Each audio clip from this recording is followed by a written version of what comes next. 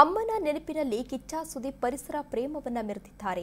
ಮರಗಳನ್ನು ಉಳಿಸಲು ಕಿಚ್ಚನ ದಿಟ್ಟ ಹೆಜ್ಜೆ ಅಂತಾನೆ ಹೇಳಬಹುದು. ಅಮ್ಮನ ಹೆಜ್ಜೆಗೆ ಹಸಿರು ಕ್ರಾಂತಿಯನ್ನು ಸೃಷ್ಟಿಸಿದ್ದಾರೆ. ಪ್ರತಿ ಮರಕ್ಕೂ ಒಂದೊಂದು ಕತೆ ಇದೆ ಅಂತ ಹೇಳಿದ್ದಾರೆ. ಈ ಮರವು ನನ್ನ ಅಮ್ಮನ ಕಥೆಯನ್ನ ಹೇಳಲಿ ಎಂದು ಸುದೀಪ್ ಅವರು ತಿಳಿಸಿದ್ದಾರೆ. ಹಿಂದಿನ ವರ್ಷ ಸುದೀಪ್ ಅವರ ತಾಯಿ ಸರೋಜಾ ಅವರು ತೀರಿಕೊಂಡಿದ್ರು. ಆ ಹಿನ್ನೆಲೆಯಲ್ಲಿ ಇವತ್ತು ಸಸಿಗಳನ್ನು ನೆಟ್ಟು ಕಿಚ್ಚ ಸುದೀಪ್ ಅವರು ದಿಟ್ಟ ಹೆಜ್ಜೆಯನ್ನ ಇಟ್ಟಿದ್ದಾರೆ.